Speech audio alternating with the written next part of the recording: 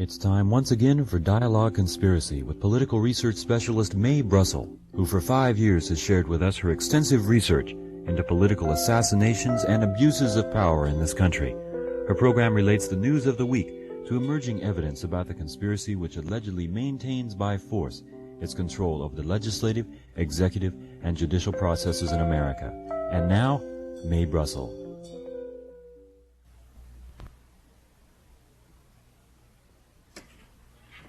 We'll start over. It's Mae Brussell in Carmel, California. This is Dialogue Conspiracy number 267, and it's May the 2nd, 1977.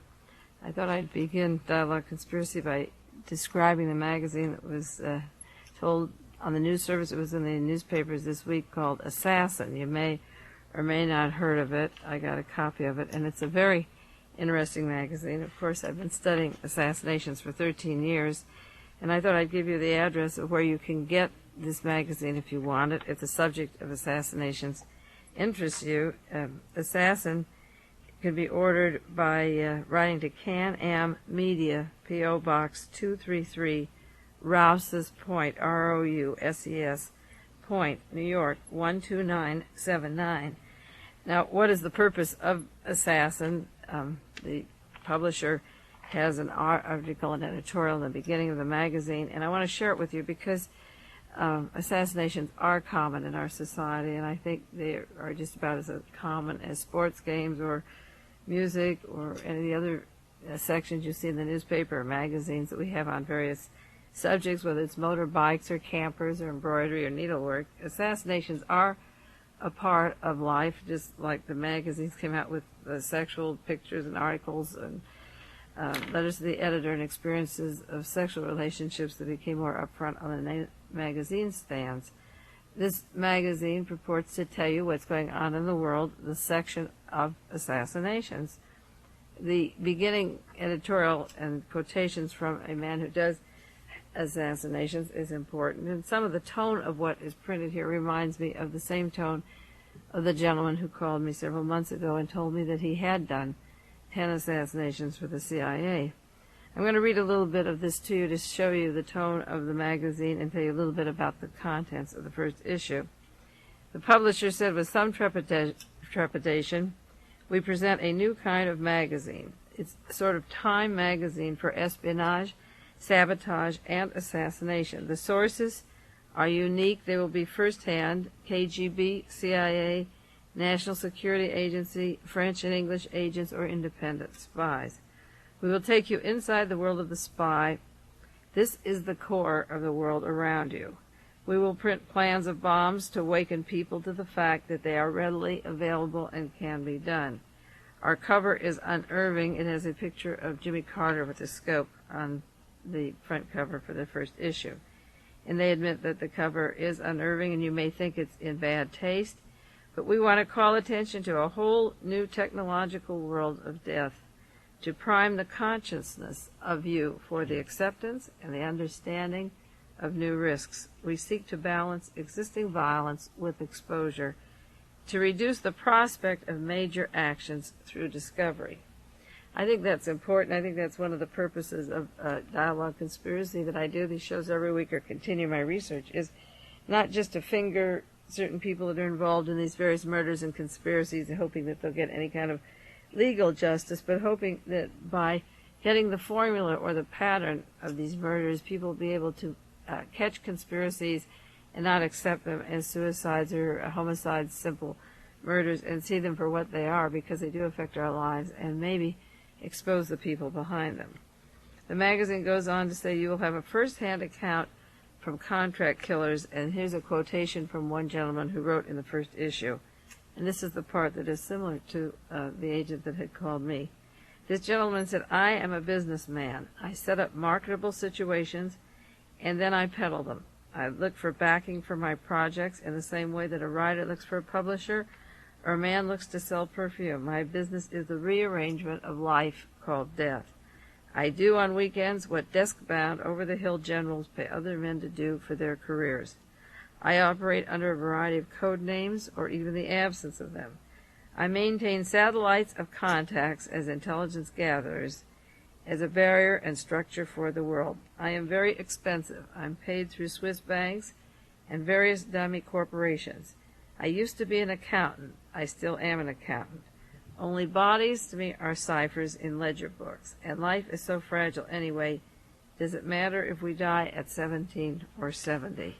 It doesn't matter what you plan for the next week.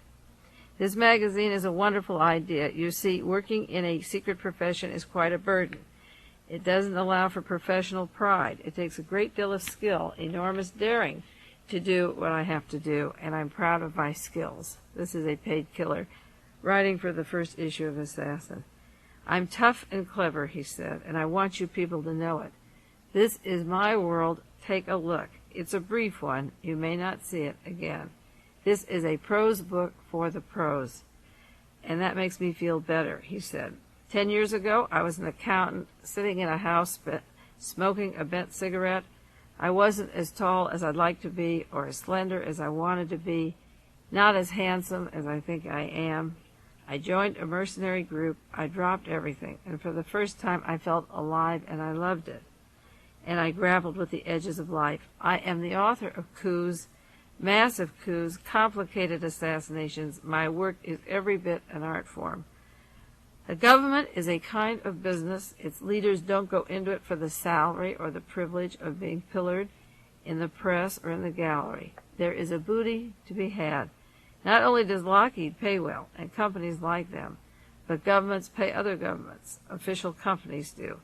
So that when a man wishes to pull off a coup, it isn't to be the savior of his people at all. It is expensive, and he has to deal with people like me.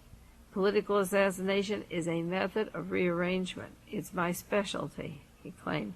Political slaughter is an effort at problem solving. And he goes into the price of killing somebody in Ireland or working for the fascists.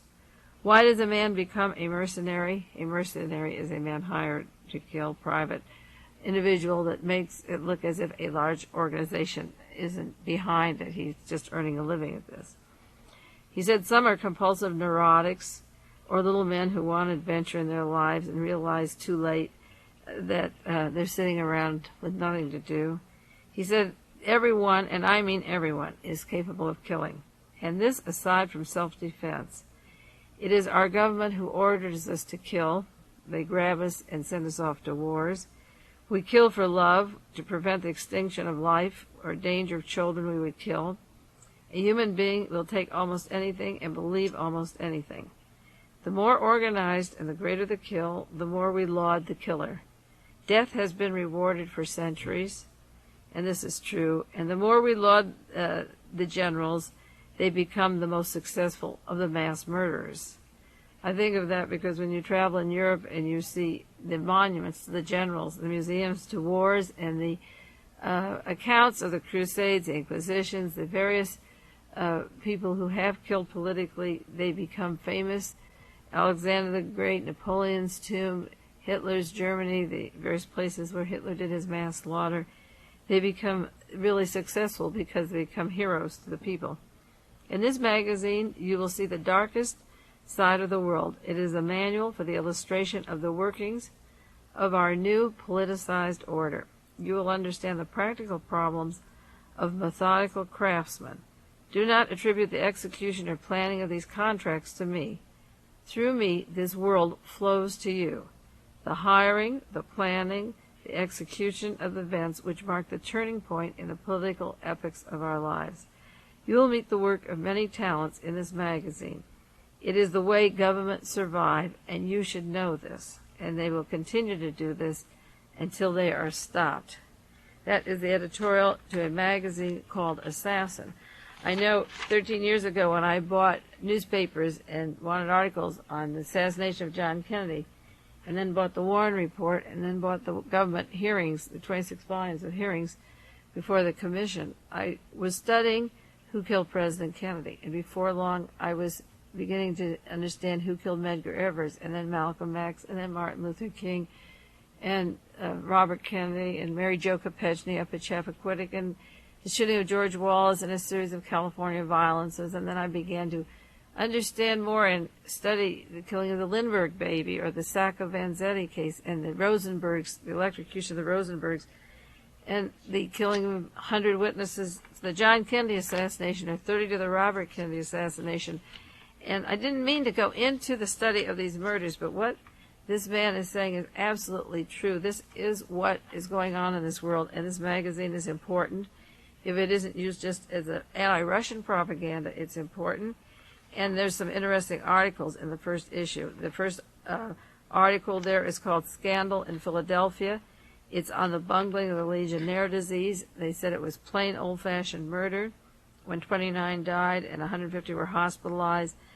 And goes on to say a score of the world's best mercenaries say that it was a top-class hit, that these people were killed on purpose.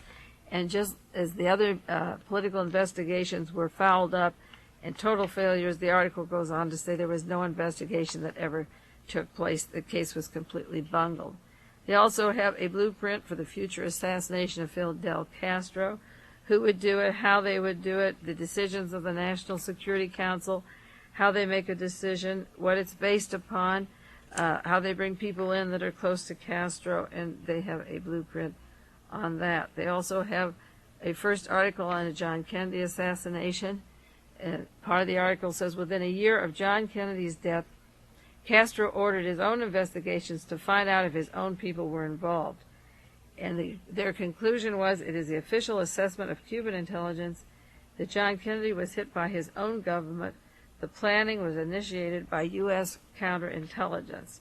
And they have quite a long article. On the profile of an assassin, they have, of course, a little bit of sex with the KGB, the Russians' use of sex and luring people into sexual situations to obtain information.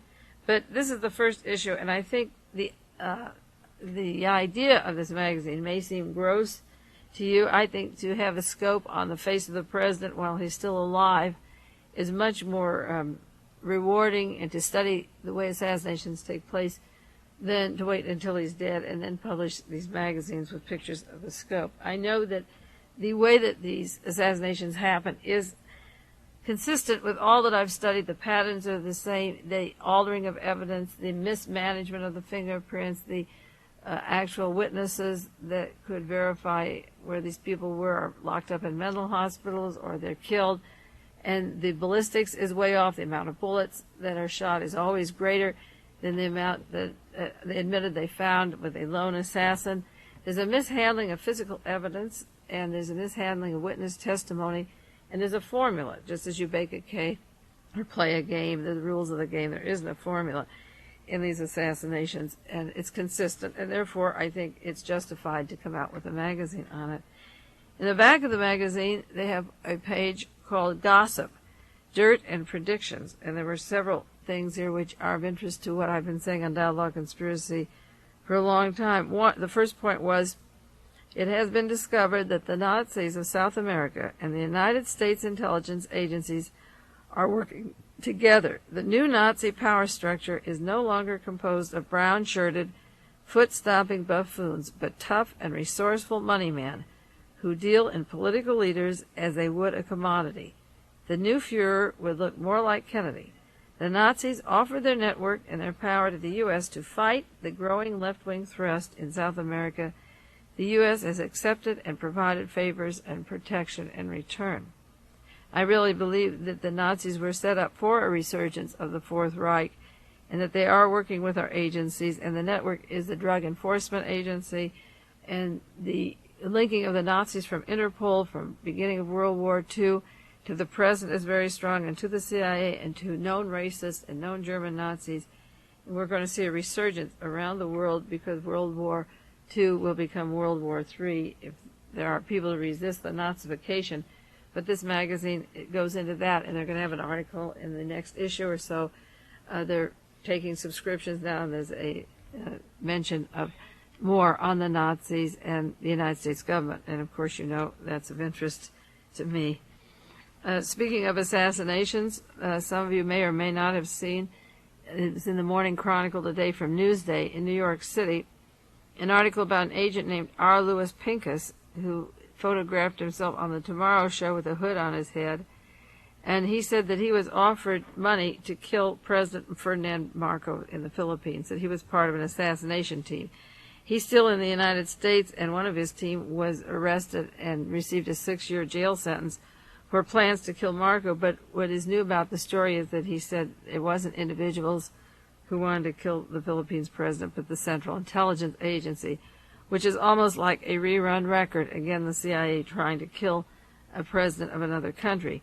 The article came out in Newsday, and I noticed that it was not carried, at least at this time, by the Associated Press or the United Press. And Newsday magazine is one of the few independent newspapers in the country that has done investigative work, and they were on the enemy list of Richard Nixon at the time he was in office. And I read that Newsday is being bought up by Mobil Oil, which is Rockefeller. So this may be the erasing of one more source of independent news coverage. This kind of thing did not go over the major wire service, as I say, but did get into Newsday and then the San Francisco Chronicle. But the important thing about Mr. Pink is, in addition to his surfacing now to saying that he was part of a plan from the CIA to kill the president of the Philippines, was that he was involved in gambling in New York City, in the numbers racket, in the syndicate, and organized crime. And being high up in the gambling echelon, he was recruited to set up the assassination. This is identical to the CIA asking Robert Mayu to hire gamblers to assassinate Fidel Castro. He was also an informant for the FBI, and he was a paid agent for the Drug Enforcement Administration. I don't know how many of you read recently the article on the DEA about Mitchell Werbel, who was a white Russian violent anti-communist who works with the DEA and the assassination teams, and there's allegations that the CIA and the FBI are using the Drug Enforcement Agency not to stop the flow of narcotics into this country, but for the purpose of assassination teams to kill the left, any member of the leftist group or leaders or labor leaders in Central South America, particularly in those countries. And this man supports this use of the criminal element inside the DEA, the FBI, and the CIA to set up gambling operations in the Philippines. Now, one of the people that he recruited, Pincus recruited for the job, was a William Silverman, who had been convicted in 1972 of transporting stolen securities and counterfeiting $1.1 million in securities. The article didn't say if anyone was arrested for printing the money. He was arrested for transporting it in 72, and then he got out and was to go to the Philippines and help kill the president. Larry Trackman, T-R-A-C-T-A-M, T-M-A-N, was mentioned in the article, from California, who was a CIA operative who was also involved in the plans. And the plans were for the CIA to recruit men for organized crime, the same as these other assassination teams, such as the CIA using Jack Ruby to kill Lee Harvey Oswald for them. The organized crime were to get hitmen, professional killers. Again, this goes back, like the magazine The Assassin, and their job is to get professional killers. And what were they to get out of it? They were told that there were a number of reasons for killing Marcos, but they were promised that if they would kill him, these men could take over the casinos in the Philippines, and they would be run by the criminal families, and organized crime would have those concessions. Now, that's exactly what happened in 1960-61 when the invasion of Cuba was planned, and then another invasion was planned. The organized crime were told, you can have the gambling casinos, and the oil people, the people over in the Philippines that want the rubber, the minerals, the oil, the resources there, would take the goodies from under the earth or above and give the gambling narcotics straight to the mafia. That seems to be the deal that's made between the CIA, the FBI, and organized crime. We'll take the natural resources, the oil and the minerals and the labor, and we'll give you the gambling syndicate and the narcotics traffic. And if you'll do the killing so that we can conquer and take the heads of states, then we'll let you have these tables. And they also told him that he would not be charged for other arrests. The government would give him favors, and he would have $125,000 plus immunity from arrest. And again, this is an article in 1977, but this happened at the time of the other contracts to kill foreign heads of states. The government pays a flat fee, and then they use men with known criminal backgrounds, even agent provocateurs like Donald DeFreeze or Louis Tackwood, men from the street scene or higher up who've had arrests of some kind. They get them off the arrest, and they guarantee them you'll never go to jail for what you did before or what we know about you now. And it's called, I call it, keeping them on a leash. It's a common practice to hire somebody who could have a prison record and guaranteeing them. Then you see, once they work for the CIA, they can't ever be prosecuted. Sam Giancana was going to be prosecuted on various charges. He told the Justice Department, wait a minute, I work for the CIA. They couldn't touch him. John Rosselli was going to be deported. Member of organized crime. The law enforcement come to him, he says, wait, I work for the FBI and CIA. They can't touch him.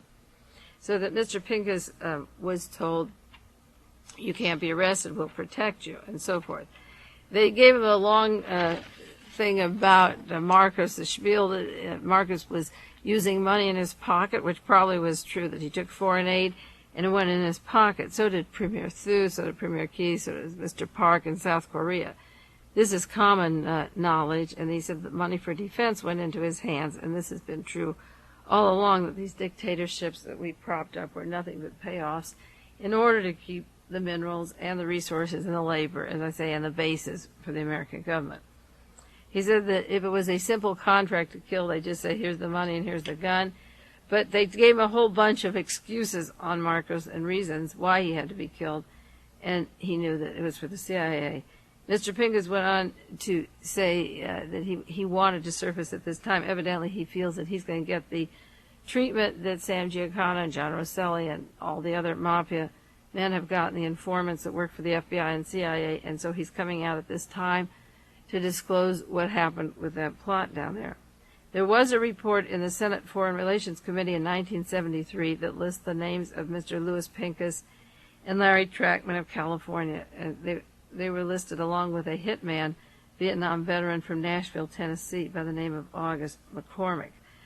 I think the motives for hiring men, the way they protect them, has so many similarities, and I bring it up because it was in the paper today, and it is consistent with this new magazine called Assassin that will be coming out, of the way the patterns keep repeating themselves. Nothing changes. The lies that they give for killing these leaders, you know, like a lone crazy man, King Faisal, Saudi Arabia was killed. They have excuses. The nephew killed him because he was on acid. None of these things are true. The government changes hands. We make deals with the new killers, and the point is that the CIA has been behind all of these because the pattern is always the same. And they're happening today. And I hope that more and more people who are hired will speak up, and they will express themselves in these magazines and come out with evidence until we're forced to stop doing these killings.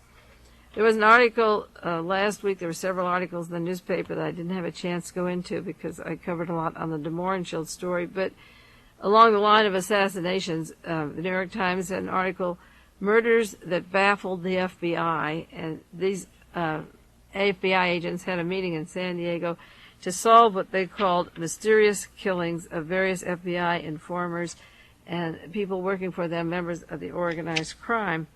It's too bad the FBI had to use organized crime to do their work in the first place. There's another article in Time magazine, a new mafia killer, a silenced 22. And there was an article, another one in the San Francisco Chronicle, again from Newsday. The FBI is in a panic over the mafia informers purge.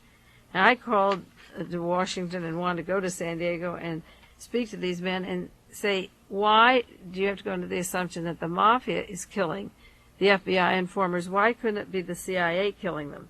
Right away, it says a panic over the mafia purge. The FBI is worried.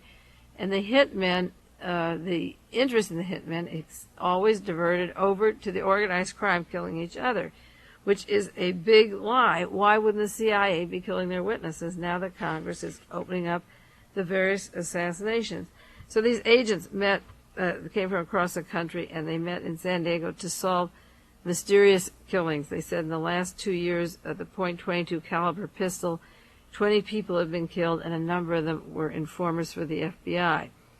And they were worried because a number were prepared to testify against underworld figures. Well, they also could be prepared to tell what was coming down, who was hiring, just like Mr. Pincus is talking now. I believe that these people have been killed because they could provide information, not because the mafia was worried about them, but because the FBI and the CIA had used them. And there was an article, as I say, in Newsday, "New Panic in the FBI over the Mafia Informer Purge." It goes on to say the gun used recently to silence so many informers and dissidents would have never been used by professional gangland assassins 2 years ago. The mob usually used the .38 revolver Beretta automatic, and it goes on to say that the .22 caliber automatic was a favorite of agents of the OSS during World War II and then the CIA, and it's muffed by a silencer and it gives a pop-up noise. And they go on, the press, Newsday goes on to say that the mob became interested in the .22, which is a CIA silencer. And I think that the CIA is doing the killing. It's true the mob could get the guns, but that doesn't mean that the CIA hasn't been doing the killings, just like they've been killing all the witnesses to the assassinations. If there's 100 people that have been murdered that are related in some way to the John Kennedy assassination, they're killed off, then certainly 22 FBI mafia-linked gentlemen could be killed off as part of that list and be killed off by the CIA, the same people that are killing the witnesses. Just a few months ago on KLRB, I did a show about Fred Nagel. He's a Secret Service agent in Los Angeles who was arrested and finally dropped from his job because he took weapons and ammunition from the armory, from the CIA, and was distributing them, a special gun that was made, and distributing the ammunition to other people. In fact, a man who was charged with murder was working with this particular agent, Fred Nagel, of the Secret Service. And the important thing about Mr. Nagel, he worked down in Los Angeles area. He used to guard Gerald Ford, and he was fired from the Treasury Department when they found out that he had these guns. And he had secret guns. He had a machine gun that on his car that was, in quotes, stolen from the car. He had 40 rounds of magazine ammunition, 9mm ammunition, to 650 bullets a minute. Could go through a sophisticated weapon, which he said was stolen or never recovered. But he could have left the trunk open so that it could go to somebody and later be used as the weapon for assassination. He worked with weapons that were silencers. He had special ammunition issued to him from the Naval firing range from Seal Beach. And this ammunition ended up in the hands of a Mr. Wasteman, who was involved with 2 executions in San Bernardino County. And they were working with weapons and silencers and CIA guns that would be linked to the CIA. So the important thing, the point I want to make, is that these articles that are coming out by the FBI and Time Magazine and Newsday claiming that the mafia is doing killing with weapons similar to CIA is ridiculous. There's no reason to think that the CIA isn't doing the killings and isn't using the same weapon they've always used. There was an article in the Houston Post last September, which I have, about a gentleman files charge. This is the name of the article. Charges filed in arms cache. A 35-year-old engineer designer who federal agents had rented a warehouse where a large cache of arms was found, was charged in federal court and placed under custody. His name is William Prescott Morris, and he had a large supply of weapons. He had small guns, ammunition, blasting caps, silencers, machine guns, TNT. He worked for the Loomis Construction Company. He worked for Howard Hughes Corporation. At his hearing, the government told the U.S. magistrate that in addition to the arms, the agents found birth and death certificates in the warehouse, and that the silencers were bound for Mexico and Saudi Arabia. Now, this particular person, Ronnie Vaughn McCandless, 38-year-old machinist, worked with the Hughes Tool Company, has posted federal bond, and is still held in state custody. A Mr. Morris and a Mr. McCandless working for the Loomis Construction and the Hughes Tool Company. Now, he had an arsenal of weapons with silencers, with birth certificates, death certificates, weapons, ammunition, and he distributes them in Saudi Arabia and Mexico. So why can't he deliver these from the Hughes Tool Company to Mexico, where the members of the organized crime then go down there, pick up their weapons, and do the killings of the witnesses? It's perfectly obvious that the Treasury Department allows weapons to be stolen. The Loomis Corporation, the Hughes people in Houston, had weapons, false IDs, and the kind of weapons that would confuse an agency, not very long, I don't believe, but the important thing is that they blame the mafia for now using their kind of weapons when they are distributing these weapons all over the world. You look at the kind of witnesses that the FBI was worried about, and you can see why they would want them killed. One was Edward Lazar, who was gunned down in Phoenix, February 1975, a day before he was to testify on a land fraud problem with Ned Warren. Ned Warren's name came up in the Bowles murder in Phoenix, Arizona, and there's a lot of Republican money, land frauds tied up in names such as Barry Goldwater and his brother in those new investigative reports of what's going on, why Don Bowles, a reporter, was killed, and Ned Warren's name comes in those reports. So it's interesting that a man that was to testify against Ned Warren, Edward Lazar, was hit. Another man they mentioned was Sam Giancana, who was subpoenaed to testify regarding his work for the CIA.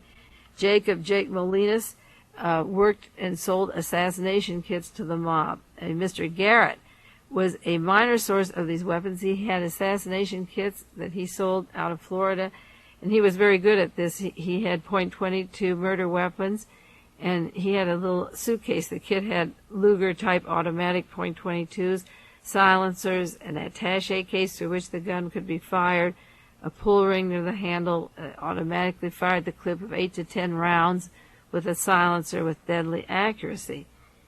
The August Miniaki, M-I-N-I-A-C-I, was an FBI informer in Milwaukee. He was a friend of Sam Giancana's who worked for the CIA. He was killed. Tamara Rand, a San Diego businesswoman, was an informer for the Justice Department. She was working on the Teamsters Union pension funds, which again involves Richard Nixon's gang and the Republican Party and the scandals they were trying to hide that were linked to Watergate, and this particular woman was killed. There's a reason to see why they were killed, and there's more reason to believe that the government wanted them dead than the organized crime. Leo Lipsy Mokari, a hitman, was killed August 22nd, 1976 in Ohio. He was a secret informer for the Drug Enforcement Administration. Joseph Lee Moheski of Fresno was shot September 1st. He was involved with organizing pornography on the West Coast. He died September 1st, 1976, and in December 76 is when Robert Hall was killed in Los Angeles and one of the gentlemen involved in that murder was into pornography and organized crime and worked with the Hughes organization, the Los Angeles Police Department. Another man involved with pornography, Paul Gonski, a major Chicago porno theater operator, was murdered. But there's no reason to believe that these men were not linked to the same Los Angeles group that worked with the CIA. Another man, Anthony Peter Gambino Jr., was killed February the 1st, and Carlo Gambino, he was a cousin, he also was murdered. He was an informer for the FBI. He was murdered, and they even bragged that they gave an overdose of swine flu injection. He has a bad heart. Frank Bompancero down in San Diego, an FBI informer, was murdered, a close informer, Joseph Bonanna, and he worked with the FBI. And there's a whole list. There's 22 people that have been murdered, but each one of them has links to the FBI, the CIA, the pornography, the murder of Robert Hall, the killing of John Kennedy. Some of them were involved, and some were involved in the assassination plans to kill Castro. And I think the efforts, again, you can't trust Time magazine, but the efforts to say a new mafia killer, a silenced 22, is ridiculous. And I think you have to analyze how these people are dying or why. I received a book from a listener. I have to return it. He loaned it to me about a year ago, and I never did a radio show on it, and I received it. It's called Silencers, Snipers, and Assassins. And maybe we can put some of this book in that magazine, Assassin, write it up. It's put out by Palladian Press. It says an overview of Whispering Death. And this book goes into the .22 that was used by the Special Forces, a silencer-equipped .22. And I'll read you a little bit of this book because it says that it was perfected in Vietnam, the soldiers' military occupation in Indochina. The military wanted silencers for 3 reasons. After firing with a regular gun, there's too much noise, and you'll be able to trace the path of the person who's shooting. With these silencers, of course, you can get away, and they're more effective This book says for political and military assassination. And they took to silencers. Uncle Sam and his soldiers got thrilled with the idea of silencers and began to perfect them. They said they're good because the source of the fire is masked. You can't get the exact location of where it comes from. The range is not easy to determine. The type of weapon cannot be determined. And the number of weapons can't be determined. And this reminds me of Dealey Plaza, where I believe there were silencers and a crossfire, and the 3 bullets that were heard, 3 to 4 bullets, were only a part of the bullets that were shot when John Kennedy was killed. And there was a silencer in the Ambassador Hotel when Robert Kennedy was killed, and in Laurel, Maryland, when George Wallace was shot. This book says psychologically it gives you a feeling of security because it gives you a chance to get away, and greater accuracy, and the operational use of silencer goes with clandestine operations. Great Britain started using them in 1938.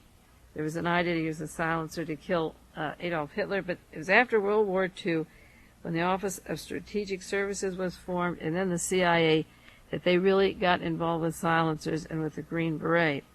And the firearms of the Special Forces were mostly silencers. This book goes on to tell how Captain Gary Powers was shot down over Russia in the U-2, and he carried with him, of course, at the time, HD pistol with a .22 caliber fitted with a silencer. This has been a standard operation of our military for quite a long time, since the CIA was formed, and I don't know why the media keeps smearing the idea that as these witnesses are slain, important witnesses that could testify in Washington, why they give us the business that the mafia has to be using this weapon, when there's a whole book out just on this, and experts that do talk about these silencers and have details of how they're made and what you do with them. This book on the silencers, as I say, goes into the special forces and the military using them. It said they were a tremendous help for night patrol work. Sentries could be killed. And you didn't have to use a knife or garrote or karate. A silencer was just a small weapon that did the job at a distance, and we certainly did use them. There were cases where federal agents were arrested 2 of organized crime's hitmen, and they confiscated their silenced pistols. The hitmen carried them. Early in 1971, a silencer was equipped to the M14 at Fort Bragg, and they started training there at Fort Bragg with the silencers. This weapon was confiscated in Atlanta, Georgia. They were using them down there, but they were used in Florida, and they were a standard weapon and made quite efficiently by the CIA. The OSS operatives they model the high standard HD, which is now the CIA's official sidearm for its clandestine operations. It seems General Donovan, who helped with the OSS and formed the CIA, one of the first production models of the silenced pistol, went to the White House where President Roosevelt was. He went up there with a gun in his pocket. Nobody had examined him. And he had a sandbag in his hand. And he put the sandbag in the corner of the room, and the president was dictating to his secretary, and no one paid too much attention to General Donovan. And there was this little tiny click, and some bullets came out into the sandbag, and no one looked up. And then the general walked over to the president and had a handkerchief around the hot barrel, and he handed him this little pistol to Franklin Roosevelt. And he said, "Mr. President, I just fired 10 live bullets from a new SS silent pistol, and they're in that sandbag." That's how old and how efficient the silencers were, and they have been used. This book goes on to say the CIA used silencers in their plots to kill Fidel Castro, either before or after the Bay of Pigs operation, and they have sharpshooters armed with silencers equipped, Belgian models, and this is common. They've been using them and use them in their manual at the time they were supposed to kill Fidel Castro. And that would explain how you could take a man like Jimmy Hoffa away. You meet him for lunch, and he's out with friends or in a car, and before he can jump out, or John Rosselli can get away, you can use these silencers and kill these men, because the CIA uses them, and the witnesses are dying, and they're a common weapon of the government and the intelligence community. And there's no reason, as I say, and I keep wanting to repeat it, that the FBI keeps telling us that the mafia are using the CIA weapons. There is every reason to believe the CIA is killing these witnesses before they can testify, and to make sure they're not around to testify. There are other people like George de Mohrenschildt, an important witness who was killed with a 20-gauge shotgun in his mouth, which is a pretty hard feat. And what we wouldn't know by the people around him whether somebody could tiptoe in and even use a silencer and then put that gun on the floor next to his body. There were no tests really that were consistent with a thorough homicide investigation when he was buried.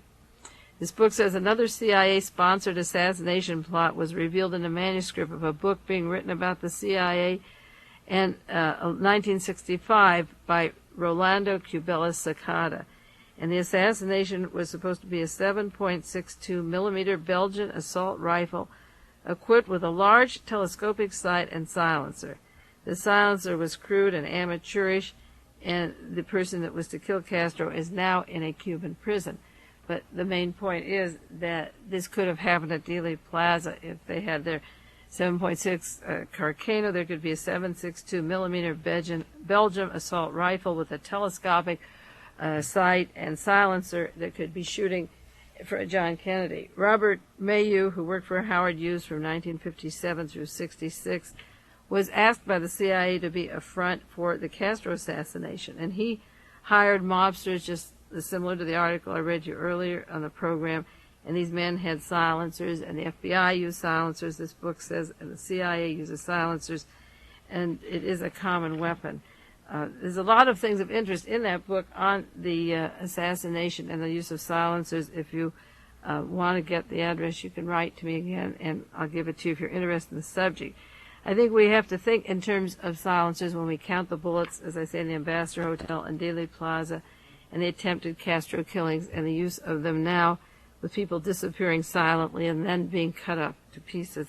The silencer is very much used today.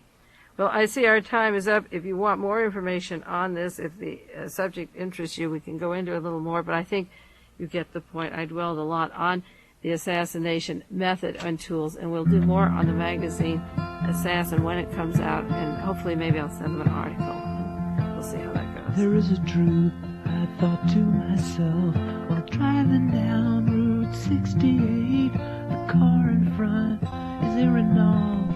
It's not behind, it's not a Ford. There is a truth in how things happen.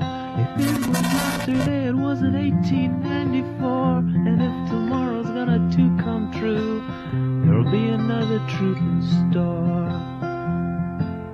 And those who think there is no truth, that all depends on point of view, will lock us up and fire the bombs made only for a gentleman to use. The president is just a choice. He should not incite or claim his fame. One November night I heard the screaming horns. A new America had changed her name. We're not the same, you and I are not. You who called free thinkers enemies, you are clearly now the enemies. And we will do what we must do to keep it free, like I must write and she must sing and they must slave. You must have heard that we will never really rise again. The minds behind the plastic bugles gave the word that they cannot just mow us down. It's they who are the arch anemic ones. Ours are free and tender girls. Ours are mountain climbing sons. So you and I who disagree, that truth exists but misery. I cry for you, I cry for us, as I prepare to leave the bus.